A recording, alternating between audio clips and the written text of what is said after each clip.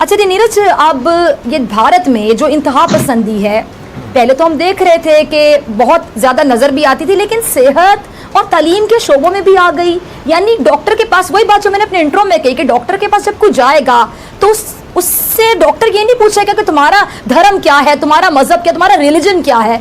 वो तो इंसानियत के नाते उसका इलाज करेगा बगैर मजहब पूछे। लेकिन अगर यहाँ पर भी ये इंतहा पसंदी पहुँच गई है, यहाँ पे भी इसको मुतासिर करे, तो आपको नहीं लगता कि भारत के लिए कोरोना से ज्यादा बड़ा खतरा है ये? देखिए, आपने मुद्दा बहुत सही उठाया है, लेकिन सवाल है कि आपने सवाल सुनवाया नहीं है।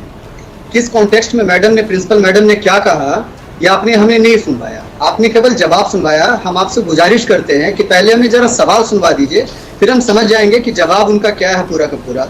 दूसरी बात, आपने मजहब पर कहा, तो इस देश का बंटवारा जो आपने 1947 में करवाया वो मजहब के नाम पर ही हुआ।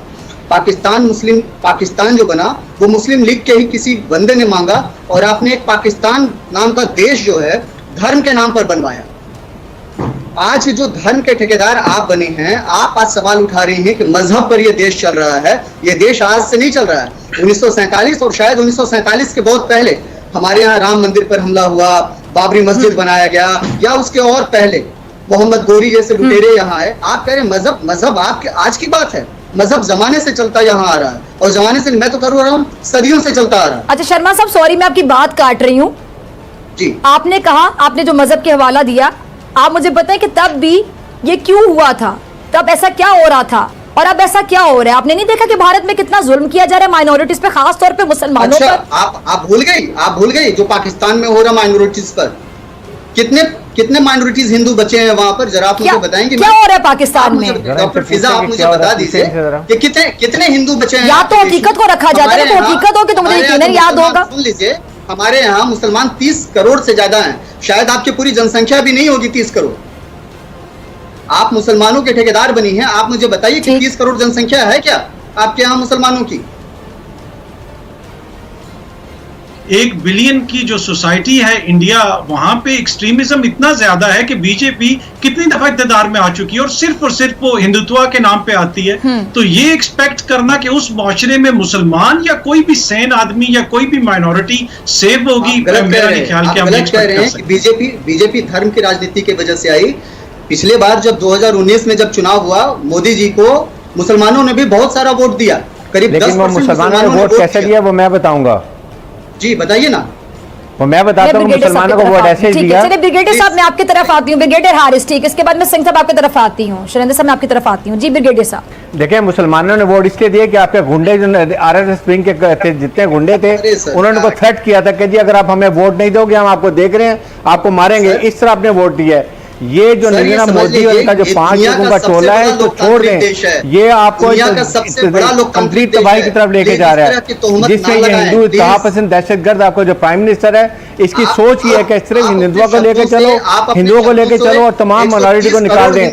मेरे ख्याल में कल शिलिंदर खड़े यहाँ पर मौजूद हैं, उनसे पूछेंगे क्या हिंदुओं का, सिखों का आपने हाल किया है? 84 में जब गोल्डन टेम्पल में आप गए थे, अभी आपने पंजाब में देखा कहते सिख खड़े हुए थे। आप तो अपने दलित को नहीं छोड़ते हैं, अपने रिलीजन को नहीं छोड़ते हैं।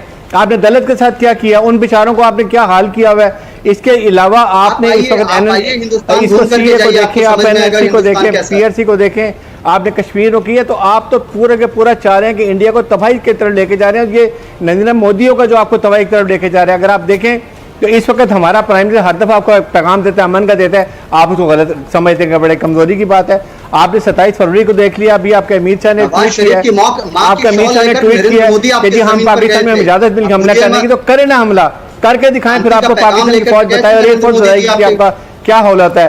इसलिए ये बातें छोड़ दें गिदड़ भरकियां। पाकिस्तान का वो पता है भी बैटल हार्डन। और दूसरी बात शर्मा साहब, दूसरी बात है कि इस टाइम पे पूरी दुनिया को कोरोना से निपटने की पड़ी है, और मोदी के सर पे अभी भी जंग सवार है, मोदी के सर पे अभी भी हमले सवार है। पाकिस्तान फोबिया आपके वजीर आजम की? शर्मा साहब मैं तो हैरान होती हूँ, इस टाइम पे सिर्फ कोरोना के बारे में सोचे और किसी चीज के बारे में ना सोचे। कभी चीन से पंगा किया जा रहा है, पाकिस्तान तो हमेशा अपने सर पे सवार रहता है। चाइना से मार खाते हैं जाके। सर एक तरफ मुसलमानों को लव जिहाद, फिर कोरोना जहाज का जिम्मेदार ठहरा रहे हैं, और दूसरी तरफ डॉक्टर्स उनका जो इलाज करना चाह रहे हैं, नहीं करना चाह रहे, वो इनकार कर रहे हैं। क्यों? क्योंकि वो मुसलमान है तो हम इलाज नहीं करेंगे। और तीसरी जानिब वो मर रहे हैं तो उनको इतनी तजलील कि उनको अब कचरे में फेंका जा रहा है। फिर आप किस मुंह से भारत के लोग कह देते हैं कि ये सेक्युलर मुल्क है? सेक्युलर का मतलब क्या होता है? आज शैलेंद्र साहब आप जरा समझा दें। साहिबा, मैं आपको एक रिक्वेस्ट करूंगा कि जैसा डिस्कशन में देख रहा हूं, अनफॉर्चुनेटली मुझे लगा आपने बिल्कुल अच्छी शुरुआत करी कि हम देशों को किस तरह अच्छी दिशा में ले जा सकते। मेरे ख्याल हम अपने मुद्दे से भटक रहे हैं। हम सिर्फ आपस में ट्रेडिशनली अभी, और मुझे अब अनफॉर्चुनेटली लग रहा है शायद फ्यूचर भी ब्लीक है, कि हम सिर्फ एक दूसरों में गलतियां निकालने, चाहे वो किसी भी कौम का हो, किसी भी रिलीजन का हो, लेकिन हर एक को ये हक है कि उसको इज्जत के साथ दफनाया जाए, इज्जत के साथ जलाया जाए, इज्जत के साथ उसका दाह संस्कार किया जाए। इसमें कोई डाउट नहीं। और अगर कहीं भी गलती हुई है, मैं आपके इस टीवी फोरम पर माफी मांगूंगा उस आदमी से जिस आदमी के साथ ये जाती है। ये बिल्कुल नहीं होनी चाहिए, क्योंकि हमारे देश का ये कैरेक्टर ही नहीं है कि किसी को गलत तरीके से, गलत तरीके का कोई भी उसका रिलीजियस लाइंस के ऊपर बहिष्कार। शैलेंद्र साहब, आपने बड़ा आला ज़र्फी का मुजाहिरा किया, लेकिन मुझे सिर्फ इतना बता दें कि आपके देश का अगर एक कैरेक्टर है तो आपके देश में ऐसा हुआ कैसे? मैं उसी पर आ रहा हूं, मैं उसी पर, क्योंकि मुझे मालूम था कि आपको कैरेक्टर मुझे प्रूव करना पड़ेगा, क्योंकि कुछ चीजें दिखती हैं लेकिन दिखाई नहीं देती।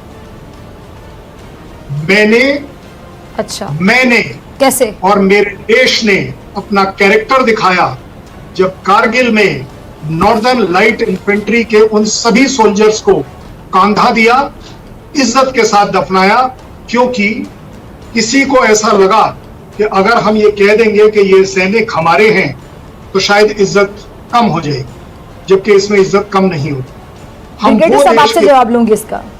नहीं, आप जवाब लीजिएगा, सुन लीजिए। मैंने सिर्फ अपना कैरेक्टर बताया, मैंने ये नहीं बोला मैं किसने गलती करी, मुझे नहीं उस पर डिस्कशन नहीं करना। मैंने सिर्फ अपना कैरेक्टर बताया, मेरे देश का, क्योंकि मैं वहां था, मैंने ये काम किया है, इसलिए मुझे ये बात पता है। जहां तक आ गई बात कि अतहर काज़मी साहब ने बड़े अच्छे पढ़े लिखे आदमी हैं, और अगर वो 99 की किसी भी इंसिडेंट्स को वो अब अगर नरेट कर रहे हैं, तो मैं फिर से कहूंगा, रिकॉर्ड पर है कि उस फादर की, उन 2 बच्चों की जो डेथ है, वो मेरे देश में पूरे देश ने उसको कंडेम किया। पूरे देश ने खुलकर कंडेम किया कि ये गलत नहीं होना चाहिए। मैं कहता हूं, क्या ये कैरेक्टर हम क्या एक दूसरे से सीख नहीं सकते? आप जहां तक लड़ाई की बात कर रहे हैं ब्रिगेडियर साहब, कि लड़ाई करनी है तो कर लीजिए, मेरे ख्याल आप और मैं उस फौज के लोग हैं जो सेंसिबली ये जरूर जानते हैं, लड़ाई किसी भी मुद्दे का पूरा सोल्यूशन नहीं हो सकता, चाहे आपको अच्छा लगे बुरा लगे, हो ही नहीं सकता। और ये भी आपका नरेंद्र मोदी हर वक्त उसके सर पे जुनून क्यों सवार रहते हैं? हर वक्त हम लोग की धमकियां देने की वजह क्या है? शैलेंद्र साहब, आप बड़ी अच्छी गुफ्तगू करें, यकीन जानिए मुझे आपकी गुफ्तगू अच्छी लग रही है, लेकिन सॉरी टू से आपके जैसे सोच रखने वाले भारत में कितने परसेंटेज आप बता दें। ब्रिगेडियर साहब आप बताइएगा, फिर आपकी तरफ आती हूँ। देखें कितने % लोग आपके वाली सोच रखते हैं शैलेंद्र साहब? डॉक्टर फिजा, बात यह है, देखें यही मैं बात करता हूँ कि बिल्कुल ठीक है। इसीलिए पाकिस्तान के प्राइम मिनिस्टर ने और चीफ आर्मी स्टाफ ने अमन का पैगाम दिया। जब अभिनंदन को पकड़ा तो अगले दिन ही छोड़ दिया, चलो we give a just peace gesture. क्या इस पे शायद वो ख्याल है, उस पर भी कमजोरी समझ और उस पे भी भारतीय मीडिया ने क्या क्या खबरें चलाई, आपको याद होगी। मतलब जज्बे खैर सगाली के तहत छोड़ा गया और वो कहते डर गए हम। क्यों डरेंगे भाई? अगर देखें कैरेक्टर की बात है तो जिस हालत में वो गिरा हुआ मिला था हमें, हमने उससे डरना था। कर्नल शैलेंद्र बात ठीक करेंगे, ये कैरेक्टर की बात है तो आप बताएंगे जो मुसलमानों को जिस तरीके से बेदर्दी से सड़कों पर मार के, डंडे मार के मार दिया जाता है, अगर कोई गाय लेके जा रहा है उस गरीब को मार दिया जाता है, और उसके बाद जो जुल्म होता है अभी दिल्ली में, इसका जवाब शर्मा साहब आपसे लूंगी, जरा सुनिएगा ब्रिगेडियर साहब के पॉइंट्स। ये जो एक इंतहा पर सोच है जो नरेंद्र मोदी ने और इनके साथ जो अमित शाह है, राजनाथ सिंह है, अजय डोभाल है, ये जो अब इनकी सोच है इसको बदलने की जरूरत है, तभी ये 2 मुल्क रह सकते हैं। दोनों न्यूक्लियर मुल्क हैं। हमें पता है कि हमारी फौज कैसी है, आपको पता है कि आपकी फौज कितनी कमजोर है, वो लड़ाका भी नहीं, सिर्फ नहते कश्मीरी औरतों बच्चों बड़ों को मार सकते हैं, इसके अलावा तो कोई करना नहीं है। ये चीज मैं आपको बताना चाहता हूँ कि 1965 का जंग हारे, 1999 भी आपसे हार गए। 1999 में किसने हार गया? कारगिल में आपको कितनी मार गई, भूल गए आपको? क्या पीछे भागते थे, उसके बाद आप चलो सवाई की बात करें, ये बात ना करें। उसके बाद कारगिल पे आप जाके कारगिल 60 किसने किया था? आप हर जगह तो आप लोग लड़ाई करते हैं।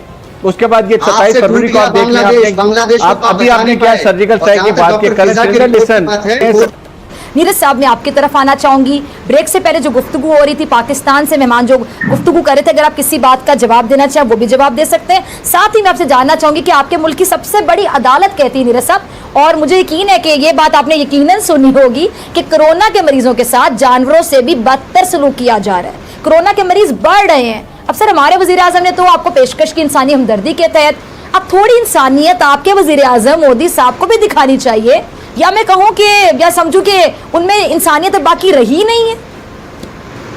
जवाब दे देता हूं आपको, थोड़ा पीछे से चलते हैं। आपने कहा कि मुसलमानों पर जो जुल्म हुए हैं इस देश में कितने राष्ट्रपति मुसलमान हुए आपको जानकारी है?